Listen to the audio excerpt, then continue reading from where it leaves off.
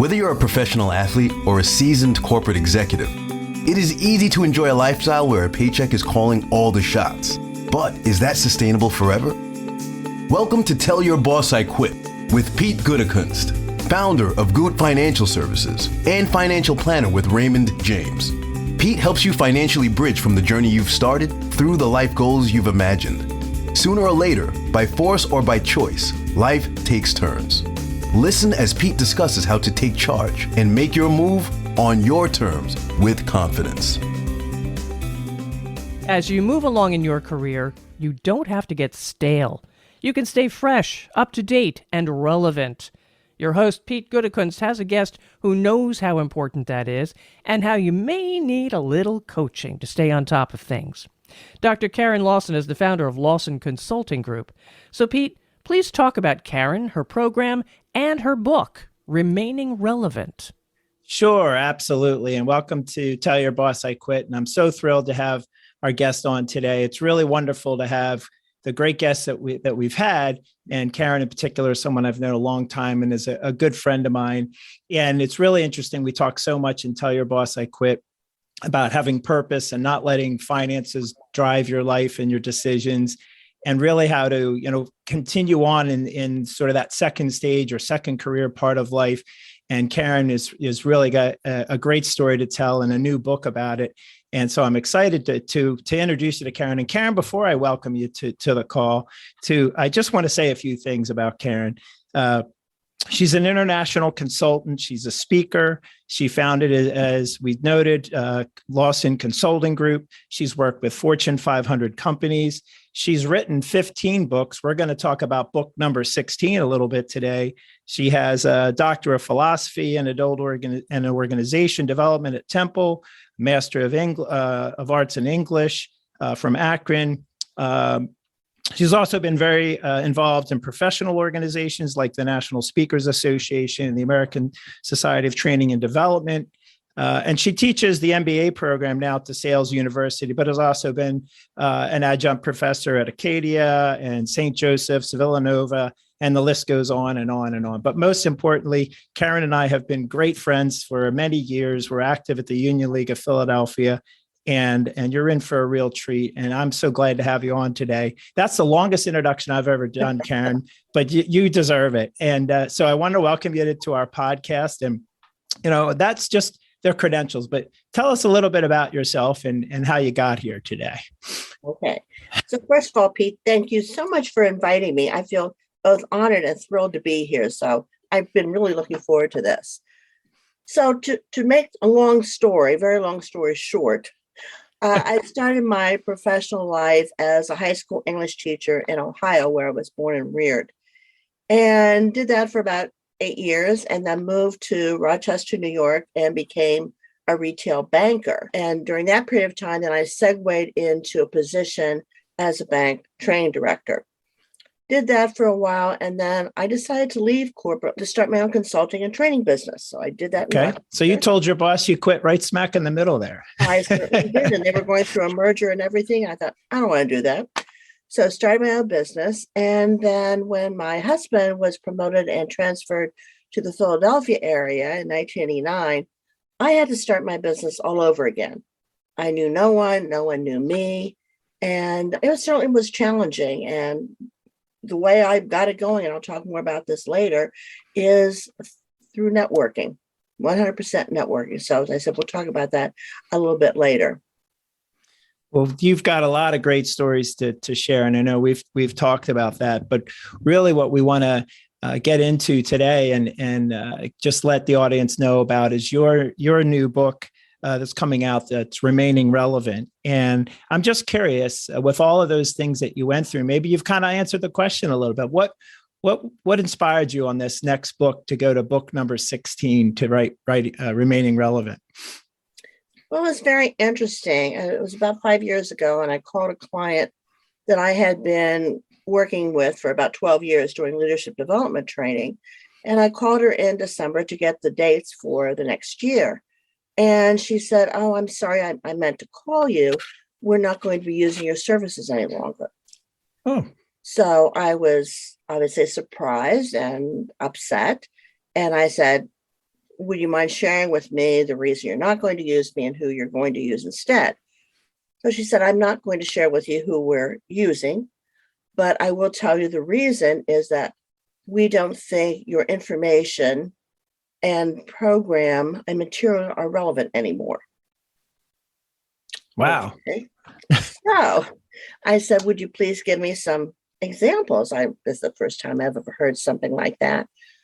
No, I don't have any specific example, she said. It's just some feedback we got. And I said, well, I can't change a behavior unless I know what it is, that sort of thing. She had nothing specific to tell me. So, of course, I did the professional thing and said, I'm disappointed, but please keep me in mind for future opportunities. Got off the phone, cried, was upset, started feeling very irrelevant. A has been, nobody wants me anymore. So that's what really prompted that. And also during the same year, and it was a significant turning point age-wise for me. I had people saying, are you still working? When are you going to retire? All kinds of questions like that. I began to think, well, I may be old, but I still have some things I can offer here. Okay. Right. So between the client and those kinds of questions, I thought, darn it, I'm still relevant and I'm going to write about it. And I know there are a lot of people out there who need to hear this. And there are a lot of people that are in the same boat that I'm in. And I use those folks in interviews. So I did probably over 24 interviews with people who probably in my age group. And that formed the basis of the book. Interesting. And I really think that's amazing. That's remarkable that you asked for that feedback. So many times I think people would, hear that and be upset like you were, but not really try to dig deeper. And here, not only did you dig deeper, but it inspired you to write a book. And that's, I really think, something that we talk about here so much is, what do you do in that next stage of life? And you're saying people were asking you, are you retired? And one of the things we say a lot is do you have enough? I mean, you need to have enough to retire. But then what you're talking about, I think, is have I had enough? And you were still very much engaged and still had a lot more to give and continuing to want to work. And I think that's one of the things that we share here a lot is, you might give up or stop the primary career that you had or make a transition like you did somewhere in the middle. And yet there's still, and I think a lot of people that we know from our involvement at the Union League of Philadelphia, there's a lot of people who are working, well past what's considered the traditional retirement age. And the word retirement's really changed a great deal what that really means. Wouldn't you agree? Oh, absolutely. And when people say, when are you going to retire? The word is not in my vocabulary. What do I do? Right. And I've heard that from so many people who I interviewed. It felt exactly the same way. People who are in their, again, the book is targeted primarily to people in their 60s and beyond who are still actively involved in their careers or who have started new careers. So all of them are still actively engaged professionally in some way. Now, it's interesting, too. You said that you interviewed a lot of people, and I imagine that has to do just with your networking. And I know that you do a great job of staying connected in your network. And I think that's very important before, during, and after your professional career.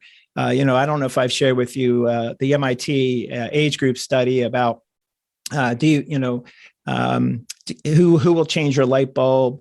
How will you get an ice cream cone? They talk about these things, just about what retirement will be like. And part of it is staying connected, because as people get older, they need to stay connected with their friend group and certainly in professionalism too. And so just give us some tips on, what are some of the best ways to remain connected? Because it can get harder as time goes by. It definitely can. And certainly COVID did not help us any. Absolutely. It's very different now, right? Yes, but we're back into doing more things, face to face, which is terrific. I think the important thing is not to sit back and say, been there, done that.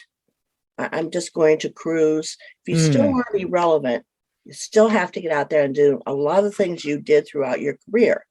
keeping in mind that networking is about building relationships. And so that means you need to still continue to attend networking events. And when you're there, and this is an example, I see people do this a lot, they tend to congregate with the people they know. That's not guilty sometimes. I'm guilty too. But I really emphasize that you need to look for the people who may be literally standing in a corner and going up and introducing yourself. And so say hello to the people you know, but meet new people as well. I think it's important that you continue to attend conferences. Again, with COVID, that was much more difficult, but that's beginning to come back as well. People in my age group, a lot of people have issues with social media. So LinkedIn, there's so many things you can do with LinkedIn, and I think that's critical. Facebook is great, but from a business perspective, I tend to lean more toward LinkedIn. Yeah. It's and the other thing I think is important is that we're in a position that we can be connectors. Okay. Connect people who really can benefit from each other. And I think there's a certain degree of, obligation to do that. That helped us get where we are. So let's turn around and help other people do that as well. So I guess the important thing is to just continue to be engaged in networking opportunities, volunteering, connecting people, and don't just sit back on your laurels at this point. Yeah, that's really an interesting point there. That's a lot about fulfillment. We talk in Tell Your Boss I Quit about purpose and fulfillment. And I think you're right on the money there. It isn't about necessarily networking to grow your business. It's to maintain those connections and those relationships. And like you said, it could be giving back. You're maintaining a lifestyle and doing the work that you're doing professionally, but you also have the opportunity to give back. And that's I think a particularly rewarding aspect of, we'll call it the post-traditional career point of the lifespan or the lifetime. That's really fascinating. And so when you're networking, I know you've stayed connected with a lot of people, and I know you shared some stories with me before about who you interviewed, for the book. And as you were doing your research, what are some of the things that maybe surprised you the most, or what did you come out of this that you hadn't thought it was something you would have uncovered? Well, it was interesting that I found that there are so many people who feel the same way I do. And felt the age discrimination, felt being a has-been, feeling like a has-been. And some people I wanted to interview would not be interviewed because they didn't want anybody to know how old they are. Oh, how interesting. Some other people I interviewed said, you can use me as a basis when I'm telling you, but please don't use my name in the book because I don't want people to know how old I am. So I just thought that was interesting. And I don't know, it kind of made me feel better. I thought, gee, I'm not the only one out there. Yeah, it's interesting. We just we've been asked sometimes. I have a young associate who works with me, and some people will say, "Well, how old are you, Pete?" And because they want to know, how long you're going to be here and be relevant, I suppose. But one of the things I always do say when people ask me that question is, I know so many people who are actively engaged, living fulfilling professional careers past that traditional retirement point, and you're out there. Like you said, you're networking. You and I volunteer in a vet fellowship program together. There's a lot of things that we've done that I think expand our reach and our fulfilling ability to give things back. But also, that's just more connections that leads to more opportunities, or maybe even more, outreach programs that we're involved in. It's been a kind of a unique experience. Absolutely. So I appreciate that. You've inspired me. You don't even know it. You didn't interview me for the book, but I can see, the, not that you should have, I didn't belong in the book. Let me full disclosure. So people don't want to be too old. I don't want to be, but no, I think that, that's really inspiring there. And I know near the end of the book, you talk a little bit about people trying to, one of the chapters about trying to reinvent yourself and doing something new. And I was just wondering if you had some examples there, and in particular, how people can have confidence to try something new, or maybe you learn some things that they shouldn't do at that stage of life. I was curious about that, but that really is, they've told their boss they quit and now they're going to do something new. What are some of the stories you had there around that? Well, I think the big thing is the underlying theme is follow your passion. Now, one of the interesting people I interviewed, her name is Melissa Davey, and she became a film producer after spending many, many, many years in corporate America, being very successful. And she profiled 10 women over 60 who are still actively involved. In fact, one woman is the voice of Siri. No kidding. Yeah. How cool is that? It was really interesting. And Melissa Davey, Beyond 60 Project. And it was interesting that she shared with me that when she decided to become a film producer and do these documentaries, both her friends and family couldn't understand that she was still working. To them, if you're not going to a structured job, you're not getting a regular paycheck, well, you're retired. Yeah. And and so she was talking about how she struggled to try and make them understand, I'm not retired. I'm still actively involved in a career. It just happens to be a different one. Right. So that whole mindset that, and I mentioned this in the beginning of my book, a lot of people have this in their head. It's either you're retired or you're preparing to retire. Right. There's nothing in between. And as I said, there's so many of us out there that have no intention of it for whatever reason. Exactly. So that was a real aha for me. And I would encourage people to watch the documentary no matter how old they are, because it's very inspiring. As I said, 10 women that she profiled. It was fascinating. Oh, wow. Okay. We should include that in our liner notes here for today's episode. And that, boy, could you imagine that being the voice of Siri, and you're walking down the street? You sound familiar to me. Have I met you before? That's really something. When I talk to people, and I mentioned this in the book, if you're going to start another career, very often we have to go back to basics. How do we get where we are now? Well, we did things like goal setting. We did self-assessments. So it's really back to basics in terms of where am I now? Where do I want to go? And how do I get there?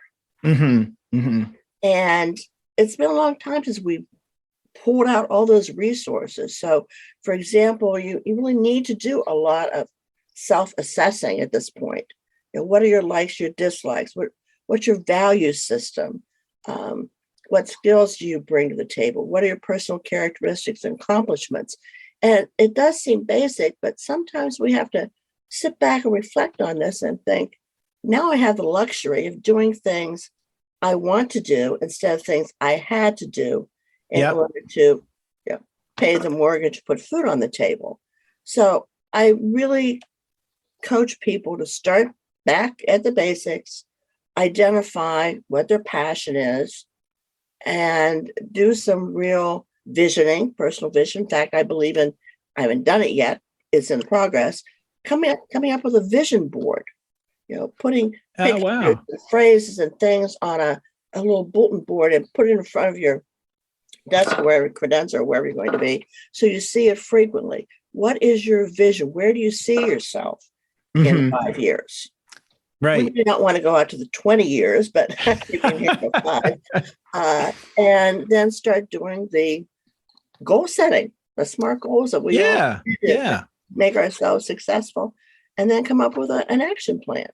Yeah, that's great. And I think that's, back to what I would bundle that all in and call it purpose. And you're talking about fulfillment and all of that. And you said it so well. And that's, what we find is, and that's why I call my book, Tell Your Boss I Quit, is we're talking about what are you going to do when you leave that traditional work, like you said, and the word retirement. You and I should probably do a podcast just on the redefinition of the word retirement. But you, like you said, is I feel that so strongly is financially, you don't have to replace the salary that you had when you were working in your traditional job, perhaps, but you can be more selective in looking for something that's fulfilling and following your passion, like you said. And so you are remaining relevant. There is financial value in that. There's personal value in that. There's so much rewarding as you go through retirement, or what we used to call retirement. So that's really, really impactful. So and just kind of wrapping things up a little bit, Karen, is there anything I didn't ask you? Is there any thoughts you like to add or share, maybe just about your book or just what you've found from all of your research that we didn't talk about? Well, just to reiterate, first of all, the two words, and you've mentioned them as well, passion and purpose, are extremely important. We love that word, purpose. Yep. Absolutely. And that forms the basis. And then what I try to do in the book is some real how-tos. Now, they may be things that people already know, but as I also mentioned, there are a lot of things we know, but do we do them? And do we do them consistently? Yep. So things such as, I know people worry about their losing their memory, for example, not being as sharp as they used to be. So the topic and the chapter on Stay Sharp is really important, emphasizing we need to continue to learn. We need to challenge our minds. We can't let that down even for a minute. Communicating, and when I talk about communicating clearly, you need to be thinking about communicating with people who are not just in your circle, not just your age group. Let's find out what those younger folks are doing. What are they watching? What are they reading? What are they listening to? Find out. In fact, I interviewed some young folks to find out. And the question I said to them was, what do older people do or say that make you think they're old? And it was interesting. That's a good question. Came up with a number of things like, oh, I hear people say, don't get old. I'm having a senior moment. Oh, I just can't remember names anymore. Those kinds of things, as well as outdated phraseology, for example, referring to a flight attendant as a stewardess. Okay. Those kinds of things that we have to be, a cash register instead of checkout. These seem little insignificant things, but they raise flags. Oh, this is an old person here. Talking about updating your image in terms of don't try to dress like your grandchild, but not your grandmother either. And the importance of paying attention to your physical being in terms of exercising and weight management and all those kinds of things. And I also then touch upon the spiritual, psychological, and emotional aspects of our lives. And I think, again, COVID taught us one, I think, very important thing, the importance of that, of self-care and the importance of connecting with other people. And then the last thing I think is extremely important and hard for us to do, including myself, and that is keeping up with technology. Yeah. We don't have to be on the real cutting edge, but we need to know what those things are. And if we can't do them ourselves or don't want to, then make sure you're getting help from an outside resource. Yeah, absolutely. Absolutely. I have a couple of young people here in the office, and every once in a while, they'll sort of remind me that I'm doing something that makes me not their same generation. So it's good to feel it's good to feel grounded. Well, this was great, Karen. And I think we could have kept on going. And I think, like I said, we could probably have a podcast just about retirement. So I wanted to thank you for joining us. And how can people reach you? How do you want to, if people want to follow up with you or get your book, what's the best place for them to get information about Karen Lawson? Well, first of all, always send me an email, klawson@lawsoncg.com. My website, lawsoncg.com. In terms of the book, which should be out in the next couple weeks, you can order that directly from the publisher, Business Expert Press, or I assume it's going to be on Amazon as well. It takes Amazon a little bit longer. So this is expertpress.com or amazon.com. And again, it's remaining relevant, achieving lifelong professional success. Okay. All right. Well, there you heard it. And we'll put that all in our comments for the episode today. And thanks so much for joining us, Karen. And don't forget, if you like Tell Your Boss I Quit the podcast, please like it. Please come back and join us again. Share it. Let people know that we're here. TellYourBossIQuitBook.com. You can order our book, and goodfinancialservices.com to reach our firm and to learn about our resources as well. So thank you so much, Karen, and we'll see you next time. Thank you for listening to Tell Your Boss I Quit. Click the follow button below to be notified when new episodes become available. To learn more about defining your financial purpose and how you can thrive and not sacrifice your spending in retirement, download Tell Your Boss I Quit by Pete Goodekinst. The information covered and posted represents the views and opinions of the host and or guests and does not necessarily represent the views or opinions of Raymond James. This content has been made available for informational and educational purposes only. The content is not intended to be a substitute for professional financial advice. Always seek the advice of your financial advisor or other qualified financial service providers with any questions you may have regarding your individual situation. Securities are offered through Raymond James Financial Services, Inc., member FINRA, and SIPC. Investment advisory services offered through Raymond James Financial Services Advisors, Inc. Goot Financial Services is not a broker-dealer and is independent of Raymond James Financial Services.